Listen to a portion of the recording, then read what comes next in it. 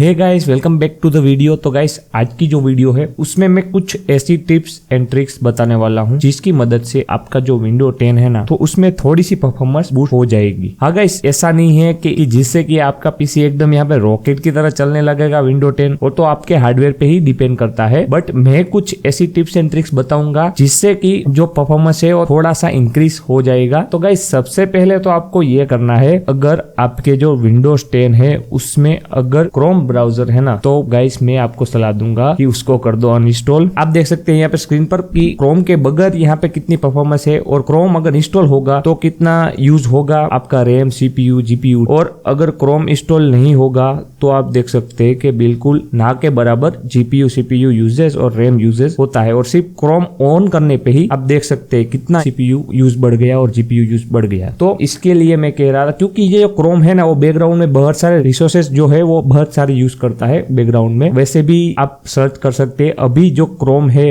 अभी के टाइम पे वो इतना सिक्योर रहा नहीं है क्रोम ब्राउजर। इससे अच्छा मैं आपको कहूंगा कि माइक्रोसॉफ्ट जो एज आता है ना विंडोज 10 के साथ, वही बेस्ट है और मैं भी वही यूज करता हूं। और आप अगर चाहे तो इसमें ही सारे जो क्रोम वेब स्टोर के एक्सटेंशन है वो यूज कर सकते हैं। तो इसके लिए क्रोम की कोई जरूरत नहीं है। जो सब क्रोम में कर पाते थे वो सब माइक्रोसॉफ्ट एज में आप कर पाएंगे। तो मैं कहता हूं कि आप माइक्रोसॉफ्ट एज यूज कीजिए और क्रोम को मारिए अनइंस्टॉल। ठीक है, कंट्रोल पैनल में जाइए, प्रोग्राम फाइल में, और मार दीजिए अनइंस्टॉल। अभी दूसरा सेटिंग है वो आपको करना है, टास्क मैनेजर में जाइए। टास्क मैनेजर में आप जाइए स्टार्टअप में, और स्टार्टअप में जो अननोन एप्लीकेशन है, मतलब कि जो आपको नहीं चाहिए वैसे एप्लीकेशन है, उसको आप जो यहाँ पे नीचे ऑप्शन है डिसेबल का, वहां से डिसेबल कर दीजिए। आप देख सकते हैं कि मैंने जो बैकग्राउंड में स्टार्टअप में नहीं चाहिए, मतलब कि जब मैं पीसी ऑन करता हूं तब मुझे स्टार्टअप में जो एप्लीकेशन ऑन नहीं चाहिए वैसे है, वो सबको मैंने यहाँ पे डिसेबल कर दिया है। हाँ, बट गाइस ये याद रखना कि जो ड्राइवर है या फिर जो माइक्रोसॉफ्ट के जो है कुछ टेंशन या कुछ ऐप, उसको आप क्लोज मत कीजिएगा। बट जो आपको नहीं लगता है कि ये नहीं ऑन होने चाहिए उसको आप डिसेबल कर दीजिए। ठीक है, इससे भी परफॉर्मेंस में थोड़ी सी बूस्ट आ जाएगी। उसके बाद हम तीसरा यहाँ पे जो सेटिंग करेंगे वो है पावर के बारे में। तो पावर में अगर आपके पास लैपटॉप है तो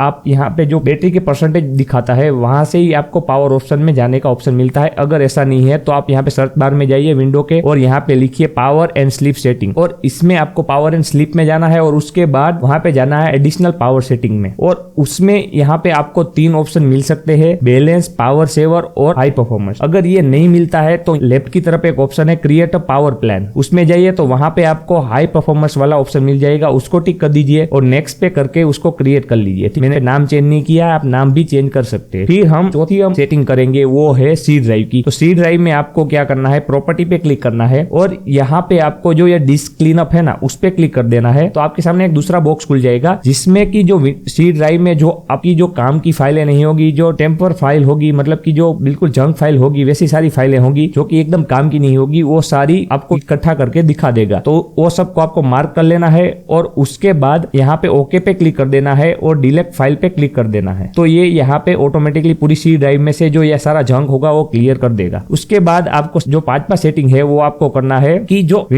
विंडो 10 आप इंस्टॉल करते हैं तब जो आपको नहीं चाहिए होते हैं वैसे भी ऐप इंस्टॉल आते हैं, तो उसको आप अनइंस्टॉल कैसे कर सकते हैं। तो मैं आपको दिखाता हूँ। विंडो बटन है, उसको क्लिक कीजिए और यहाँ पे सेटिंग में जाइए और यहाँ पे ऐप एंड फीचर में जाइए। ठीक है, फिर यहाँ पे आपको नहीं चाहिए वैसे जो सारे एप्लीकेशन दिखा रहा है जो इनबिल्ट इंस्टॉल आए हैं, या फिर आपको नहीं चाहिए और फालतू में इंस्टॉल है, वैसे सारे एप्लीकेशन को आप अनइंस्टॉल कर दीजिए यहाँ से। बट एक बार मैं कहूंगा कि यहाँ पे देख के अनइंस्टॉल कीजिएगा, हर एक को आप अनइंस्टॉल मत करने लगना, क्योंकि इससे ये होगा कि कोई ऐसा ड्राइवर होगा वो भी अनइंस्टॉल हो जा सकता है, इसलिए एक बार देखकर अनइंस्टॉल कीजिए। ठीक है, फिर छठी ट्रिक है उसके बारे में जानते हैं। तो इसके लिए आपको विंडो की क्लिक करके सर्च करना है रन, और एंटर पे क्लिक कर देना है, लिखना परसेंटेज टेम्प एंड परसेंटेज, लिख कर ओके पे क्लिक कर देना है। और यहाँ पे जो सारी टेम्प फाइल होगी वो मतलब कि एक तरीके से जंक फाइल है और एकदम काम की नहीं है, तो इसको आप शिफ्ट के साथ डिलीट प्रेस करके इस सबको डिलीट कर देना है। फिर से आपको रन पे जाना है, और यहाँ पे इस बार आपको क्या करना है कि जो परसेंटेज है उसको हटा देना है और सिर्फ टेम्प रखना है, और ओके पे क्लिक कर दीजिए, और जो सारी फाइलें दिखेगी उसको कर दीजिए डिलीट परमानेंटली। ठीक है, अभी उसके बाद क्या करना है आपको कि